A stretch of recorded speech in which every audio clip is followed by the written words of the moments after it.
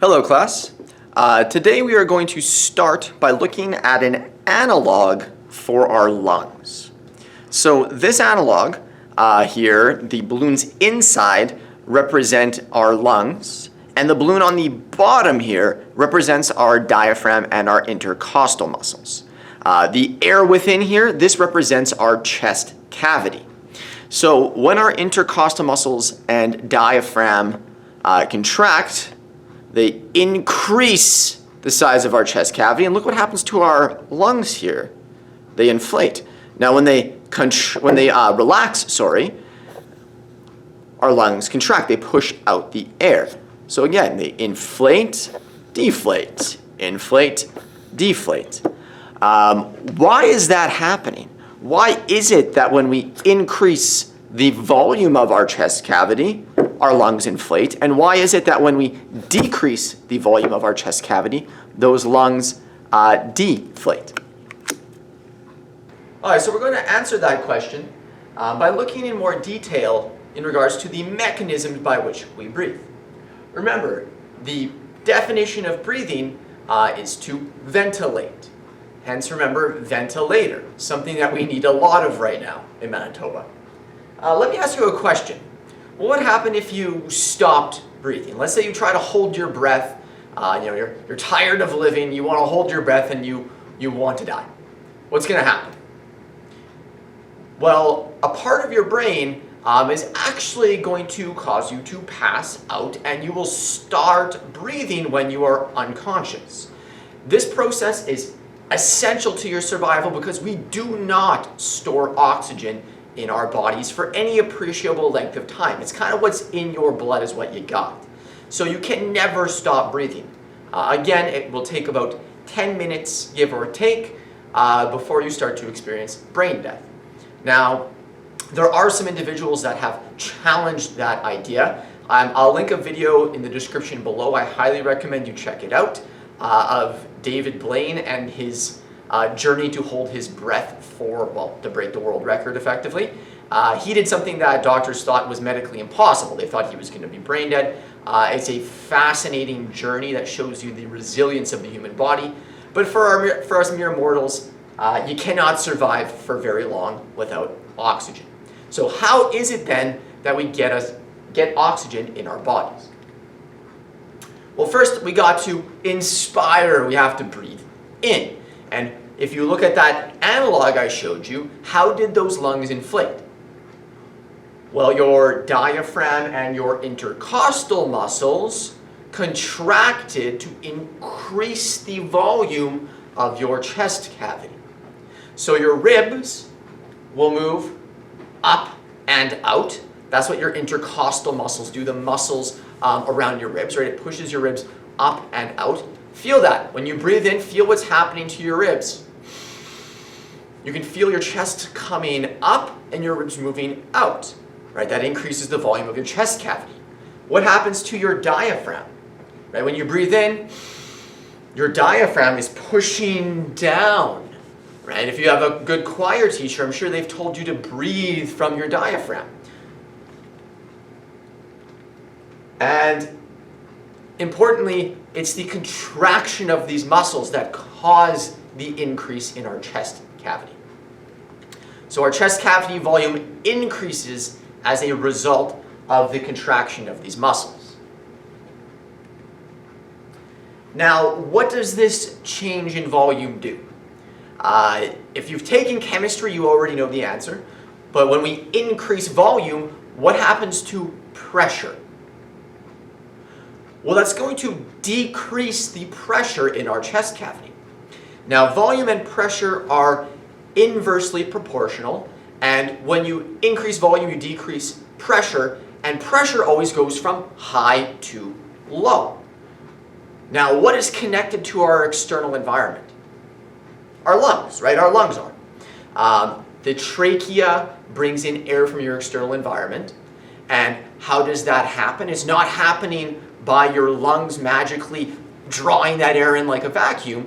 What's happening is your chest cavity around your lungs is going to have very low pressure, and as a result, that high pressure air is going to move into your lungs inflating them, decreasing the volume of your chest cavity, thus increasing the pressure until it equals the pressure from your atmosphere. So I worded that a little more cleanly in your notes. So when the above happens and increases the volume of your chest cavity, this creates a low pressure inside the chest, and the pressure inside the chest is less than outside the body, therefore air rushes in. A cool practical application of this is if you look at the National Microbiology Laboratory, how is it that we keep microorganisms and viruses and pathogens from escaping? Right? That'd be a major concern. We don't want Ebola virus to come out of the lab. How do we keep it in? We take advantage of this same principle.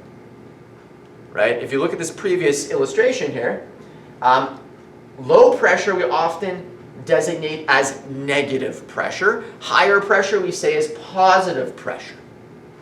So do you think we keep the labs in the National Microbiology Laboratory at negative pressure or positive pressure? We're going to keep them at negative pressure. Why at negative pressure? Well, when you open the door, what's going to happen? Right? If it's at negative pressure, low pressure, when you open the door, air is going to rush into the lab, keeping what's in the lab.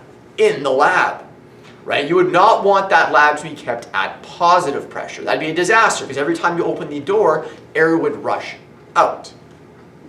I may be dating myself a little bit here, but the Metrodome, the old stadium for the Minnesota Vikings, now they had a cloth roof, and in order to maintain the integrity of that cloth roof, they would keep the building under positive pressure. So what do you think happened when you left the doors of the stadium? It was a pretty surreal experience. Yeah, that's right. The air would literally push you out the door. Every time that door opened, air would rush out and it would literally push you out the door. It was really cool. So after we breathe in, we gotta breathe out. This is expiration. Now the opposite is going to occur here. So your intercostal muscles, your diaphragm, are going to relax. And when they relax, your ribs will move down and in. Your diaphragm moves up. And all of these muscles are relaxing. In fact, in your notes, it should say intercostal muscles and diaphragm relax here. And what's going to happen? Well, when they relax, your ribs move down and in, your diaphragm moves up, and your volume of your chest cavity is getting smaller. When that volume gets smaller, what's going to happen to the pressure? Well, you're going to get positive pressure. You're going to get high pressure in your chest cavity. What's going to happen? Well, you have high pressure in here, lower pressure in your external environment. So air is going to rush out of your lungs. Your lungs are going to deflate, right? When they deflate, that increases the volume of your chest cavity, equalizing the pressure with your external environment. That's all your lungs are doing. They're inflating or deflating to equalize the pressure between your chest cavity and the atmosphere.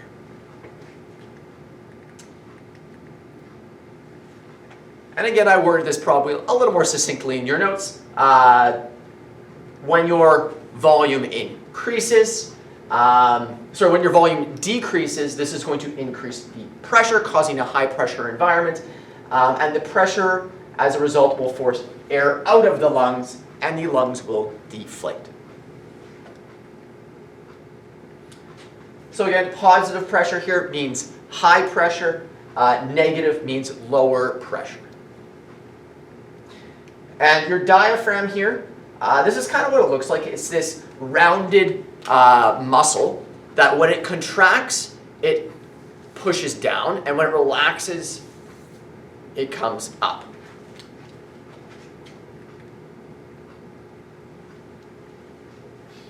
All right, so again, the main two muscles involved in breathing are your muscles around your ribs, your intercostal muscles, and the big muscle of your diaphragm.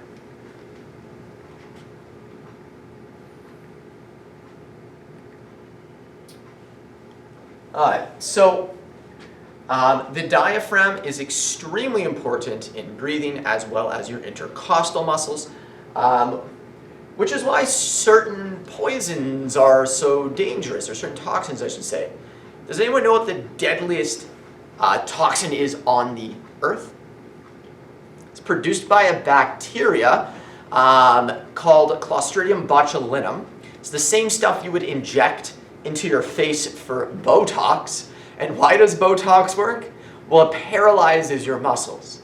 However, if you go get some, back alley Botox done and they inject it into the wrong place, it gets into your bloodstream, guess what that Botox is going to do? It's great at paralyzing facial muscles and getting rid of wrinkles, but it's also really good at paralyzing all of the muscles in your body, in particular your diaphragm and your intercostal muscles, which means you would stop breathing and you would die.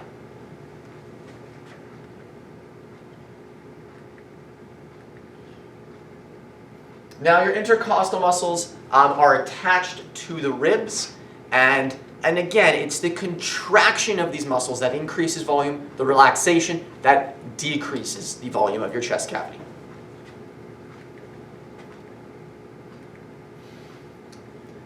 So again, what I want you to do right now is I want you to take a deep breath, and I want you to feel your ribs and feel your diaphragm. Try to breathe from your diaphragm. So take a really deep breath and really feel those muscles contracting, feel the chest cavity expanding.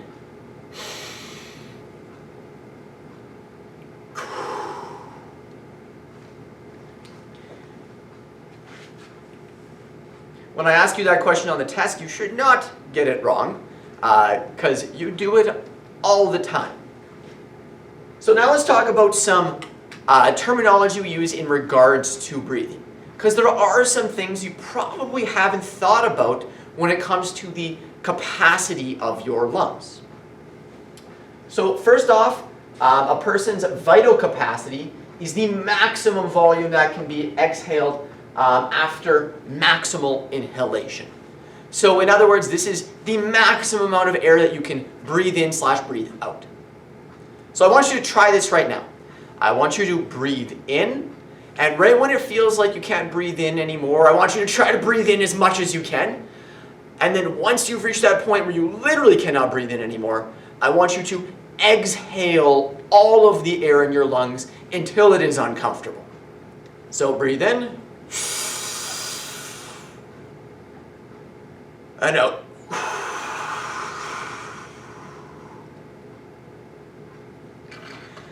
Now, unfortunately, we usually would do a lab at this point where we'd work with spirometers and we'd test everyone's lung capacity. But some general terms, some general conclusions that are drawn usually is that men typically have slightly larger lungs than women, and those that are athletic tend to have better vital capacities than those that are not. So vital capacity is the max amount that you can breathe in, breathe out. Tidal volume. Tidal volume is just your regular breathing. It's the amount you breathe in / breathe out from a regular breath. Inspiratory reserve volume is from your normal breath, right when you feel like you're going to start breathing out, forcibly breathe in as much as you can, and that is your IRV, your inspiratory reserve volume. So try that now. So breathe in, and as soon as you feel like you're going to stop breathing in and you're going to start to breathe it out, forcibly breathe in as much as you can. So breathe in. It's going to feel awkward, but that is your IRV. Next is your ERV. So if you're breathing normally, right, as soon as you've breathed out and it feels like you're going to start inhaling again, breathe out the remainder of the air that you can. So when you're breathing out, again, it's going to feel strange, but you do have quite a bit of expiratory reserve volume in there. Now, if you wanted to calculate your vital capacity, this is going to be your tidal volume plus your IRV plus your ERV. right? Because your tidal volume is your normal breath, your IRV is that extra little bit on top, and the ERV is the extra little bit on the bottom. Lastly is residual volume. So no matter what, when you breathe out, you're going to have some air left over. Why is that? Why are you going to have a bit of air left over in your lungs? Think about it, right? Can you remove all of the air? Well, no, obviously you can't. That'd be horrible for you, right? If you removed all of the air, that means your alveoli, those little sacs, will have completely collapsed. That means your trachea will have collapsed. Your bronchi will have collapsed. So, no, you cannot remove all of the air. But your residual volume can give you some indication of your lung health. So if we look at someone, for example, that has COPD, a chronic obstructive pulmonary disorder of some kind, what happens in those individuals is due to lung damage, usually from smoking, they lose lung elasticity, right? So when you breathe in, your lungs aren't as good at contracting, deflating, and breathing out. So their residual volume goes up by a lot. And what ends up happening is their lungs become poor at exchanging respiratory gases, right? So they don't have as large of a tidal volume. They don't have as large of a vital capacity. And this is because so much of the air in their lungs they can't get rid of because they have a huge residual volume. You would be like, oh, look at that person. They have huge lung capacity, but the amount of air that they exchange with each breath is actually much less. So how is breathing controlled then? Well, that is from your medulla oblongata. I may have mentioned this already in class, but what happens if I were to chug, I don't know, a huge bottle, like a 40-ouncer of vodka right now? I chug a bunch of hard alcohol. What's going to happen to me? Well, alcohol is a depressant, right? It's a depressant. And if you drink enough of it, it can actually stop the signal going from your medulla to your intercostal muscles and your diaphragm. You can die, you can overdose on ethyl alcohol. Now, normally its function is it has carbon dioxide sensors that will effectively control your breathing rate. As CO2 builds up, your body says, okay, this ain't good, right? What happens when CO2 builds up in your body? This can lead to acidic blood acidosis. So our body says we need to get rid of this CO2, so your respiratory rate increases. So your medulla controls your respiratory rate by causing your diaphragm and intercostal muscles to contract at a higher frequency if needed. So again, these chemoreceptors, the things that detect this CO2, are found on your medulla.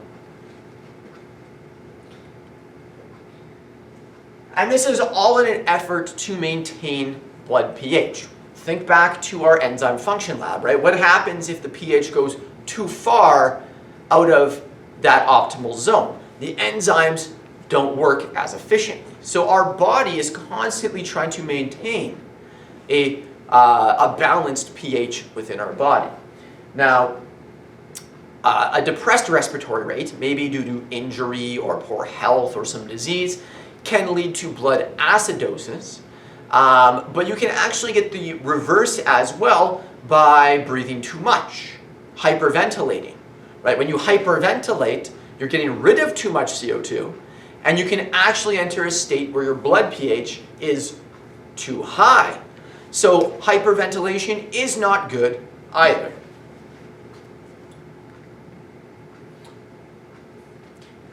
Now there's a couple things our body does to protect our respiratory system. Now you will have learnt about a bit of it in that smoking assignment. So how is it that our cleaning system of our lungs works? Right? How is it that our lungs and our nasal cavity are kept clean and free of debris, dust, pathogens?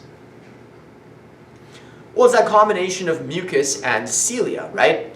The mucus traps things, and those cilia push it to the back of your throat or you can swallow it or spit it up. Now we have a couple other defense mechanisms as well. One of them is coughing. Coughing is definitely one. You know, every time you've had something go down the wrong tube, right, go down your trachea, you've experienced this. Why do we cough? Well, we want to remove whatever negative thing is in our windpipe. So maybe it's some food or some soda, maybe it's a pathogen, maybe it's an infection, right? So coughing occurs when our epiglottis closes off our trachea. We relax our muscles. This radically increases the pressure within our chest cavity, and then it's released rapidly, right? That's what a cough is. Right? It's a rapid contraction and then relaxation of those muscles. Sneezing is another one. If you have any irritants that go into your nasal cavity, you're going to sneeze, right? Maybe it's some dust or some dirt. Maybe it's something you're allergic to. Maybe it's pollen. But again, you're trying to remove those irritants, remove those harmful substances from your body. And interestingly, during a sneeze, your heart stops momentarily. So your heart's beating, and during a sneeze, it is so forceful, your heart will actually stop beating for a moment. And you actually need to have your eyes closed. It's impossible really to keep your eyes open. It generates so much pressure that it could theoretically pop your eye out of its socket.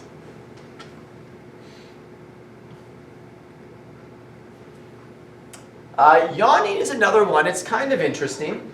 We're not sure exactly what yawningness, what the purpose of it is. We think it serves a social purpose.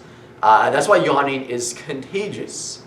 Usually when I'm teaching this and I'm talking about yawning, 5 people yawn and there's this chain reaction happens. So we think it's a part of social bonding. We're not sure exactly why we do it. But it could be that you are tired, and since your body, your brain wants more oxygen for alertness, a yawn is a very deep breath, right? So drawing more oxygen into the body. Okay, so today we covered how we breathe, and that is really, really important.